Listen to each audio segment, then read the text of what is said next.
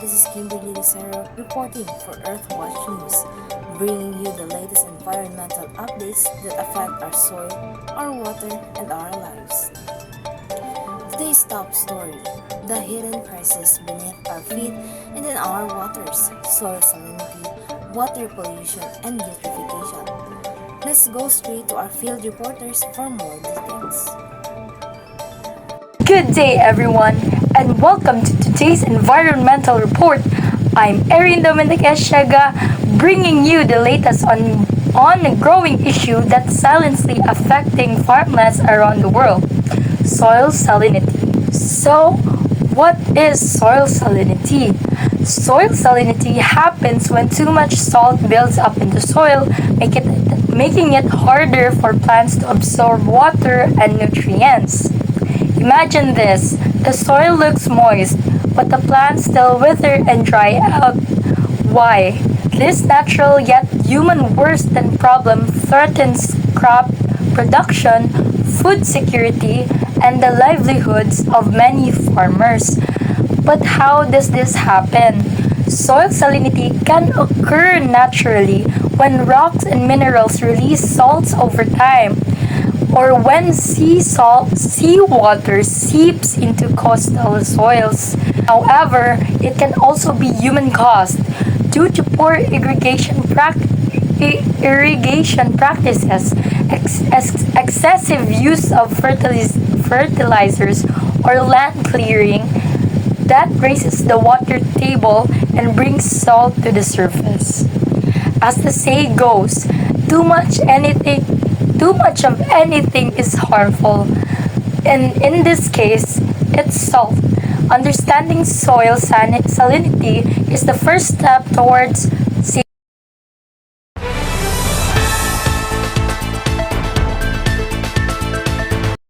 water pollution and types and eutrophication. These environmental stressors can harm plant health and agricultural productivity through interconnected mechanism. This can totally harm our plant. Wild crops, it can take so much damage to the crops itself. Pwedeng mamatay ang mga plants kaya dili sila ka-absorb og water properly. Kaya nga no, because of the osmotic stress, high salt concentration in soil water creates a high solute concentration. This can damage the soil itself. This dehydrates the roots even if soil appears moist. Isa pa, this can totally damage the plant. Second, stunt growth and yellow leaves is a signal of the plant that it is struggling to balance water and nutrients. So, this causes the plants to be in danger. Diba? Pag makita mo ng yellow na ang mga plants, which means na wala na dyan yung nutrients na come up sa iyahang plant, sa iyahang body.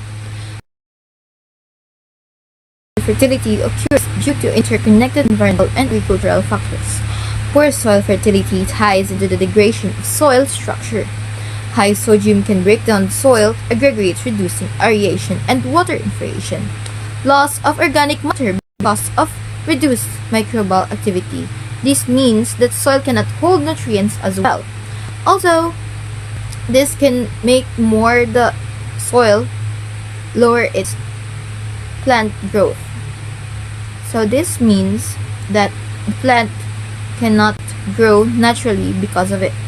And of course, some plants die because of the osmotic stress or salt stress. This happens because of salt stress that are given from the crop. Salt stress is a silent killer in agricultural, combining dehydration, nutrient starvation, and cellular damage. Addressing it requires both soil management and crop adaptation. This can totally lead to misconception about the plant.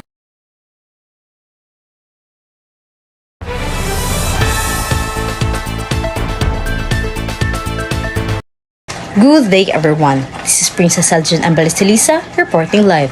Today's report is about water pollution, a serious environmental issue that affects people, animals, and our planet. Water pollution happens when harmful substances contaminate rivers, lakes, oceans, or groundwater, making it unsafe for people, animals, and plants. There are two main types of water pollution. First, chemical pollution, caused by fertilizers, pesticides, oil spills, and industrial waste. These chemicals poison fish, other aquatic life, disrupt ecosystem, and even harm humans who use the water. Second, biological pollution caused by bacteria, viruses, and parasites from sewage or animal waste. This type of pollution spreads diseases like cholera, kills fish, and affects the quality of our drinking water. To prevent water pollution, we should dispose of waste properly, reduce the use of harmful chemicals, and treat wastewater before releasing it into the environment. And that's all for today's live. Thank you.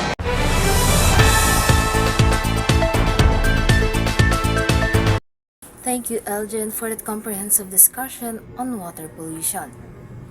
In connection with that, one of the most concerning issues that continue to threaten our environment and public health is chemical pollution. Chemical pollution refers to the contamination of water bodies caused by harmful and toxic substances such as industrial waste, pesticides, detergents, and heavy metals like mercury and lead. These chemicals are often discharged by factories, mining operations, and improper waste disposal practices.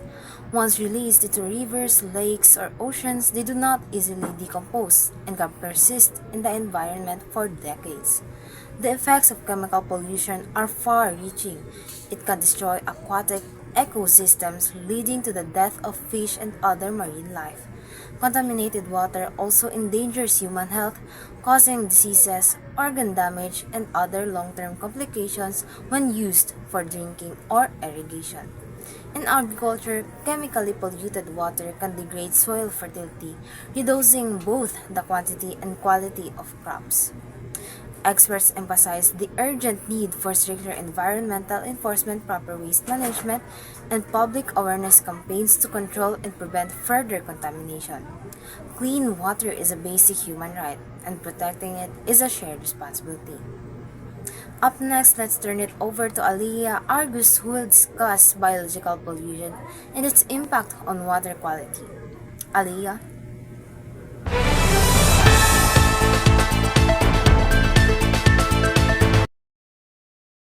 Good morning, everyone. My name is Aliyah T. Argos, and our topic today is biological pollution. It causes by bacteria, viruses, and parasites from sewage or animal waste, and it affects, spreads diseases like cholera or typhoid, kills fish, and affects drinking water quality. Biological pollution refers to the contamination of environments by organisms or substances derived from living things that cause harm to humans or the environment. This type of pollution occurs when organisms degrade the quality of air, water, soil, and food, posing a significant threat to living beings by causing infectious or parasitic diseases. And there is two types of biological, which is biological contamination and biological contaminants. The biological contamination is the broader process where living organisms or their byproducts compromise the quality of an environment, making it harmful to other living beings. Biological contaminants are the specific organisms or substances that cause this pollution. And the types of biological contaminants is bacteria, viruses, protozoa, and fungi. Pathogenic bacteria lead to diseases like pneumonia and food-related illnesses such as salmonella. And viruses are infectious agents that develop within the cells of other organisms and causes diseases like AIDS, hepatitis, smallpox, and measles. And protozoa, these are uncellular microorganisms that cause diseases such as malaria, amoebiasis, and sleeping sicknesses. And the last one is fungi. Pathogenic fungi can affect organs, causing skin or nail infections. And the types of biological contamination is water, air, soil, and food. Water can contain decomposing organic matter and pathogenic organisms from sewage, agricultural activities, or industrial discharges. the presence of coliform bacteria and water indicates field contamination. The air and biological air pollutants such as viruses and bacteria can be found indoors and outdoors. Indoor air biological pollutants in indoor air biological pollutants in indoor air include viruses, bacteria, fungi, fungal spores, mites, animal dander, and metabolic products from microorganisms. And soil, bacteria, and viruses can deteriorate the soil through household waste, livestock activities, and wastewater. And the last one is food. Biological contaminants can alter the composition of food, making it unfit for consumption. While biological pollution can cause numerous diseases, advancement in medicine have made it possible to treat many of them. Reducing exposure can be reduced through good housekeeping, maintenance of heating and air conditioning systems, adequate ventilation and moisture control. Maintaining relative humidity between 30% and 60% helps control mold, dust, mites, and cockroaches. Thank you.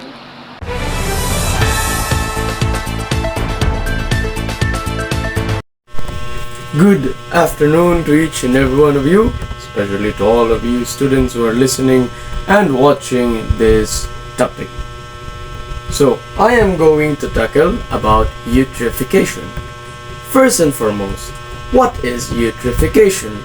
Eutrophication is a process that leads to the enrichment of water bodies like lakes, rivers, coastal areas with nutrients, particularly in nitrogen and phosphorus.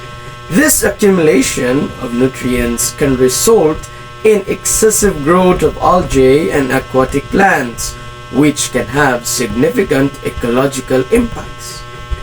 First, eutrophication typically begins with the introduction of excess nutrients into a water body, like fertilizer runoff or leaching, as we can see in this picture, where it came from the fertilizer's waste up to a river or a lake.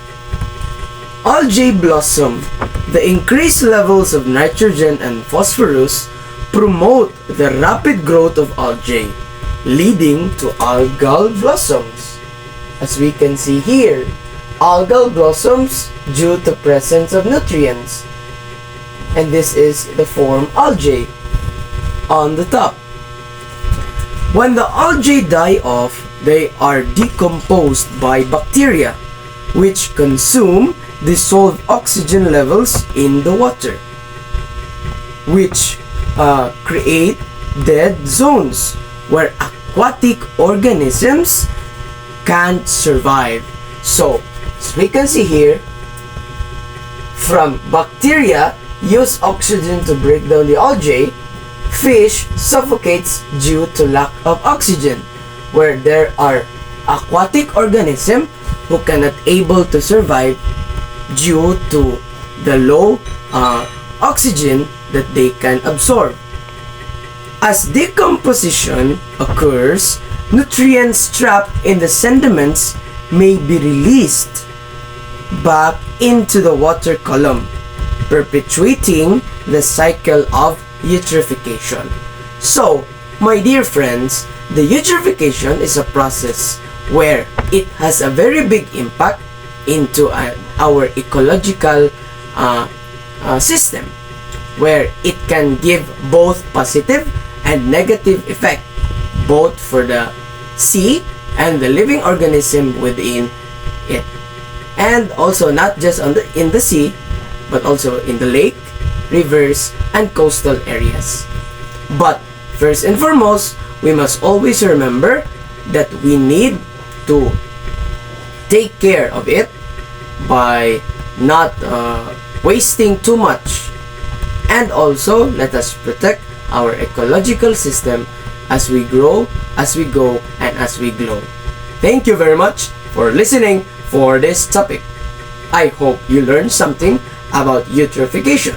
That eutrophication is an important topic and not just only a topic. Thank you very much.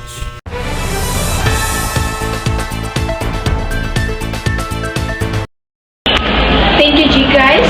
After understanding how eutrophication occurs, let's now take a closer look at its effects on our environment and communities.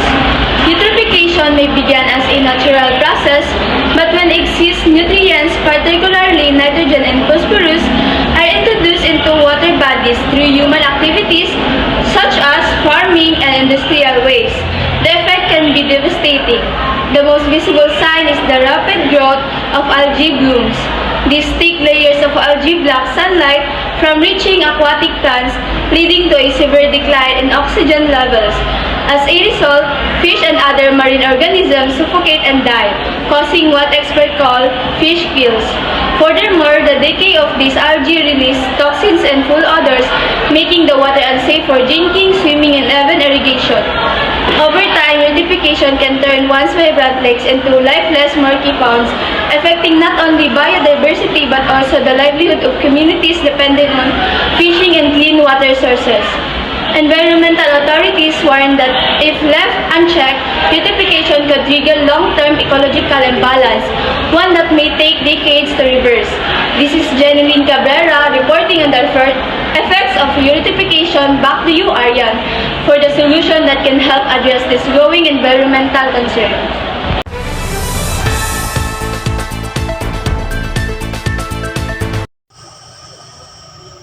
Good day everyone, today I am here to talk about solutions for nutrient water pollution, a major threat to our waterways. Water pollution occurs when harmful substances contaminate our water, endangering life and health. Nutrient pollution, a key type, is caused by too much nitrogen and phosphorus entering our system. So let's focus on solutions to mitigate water nutrient pollution.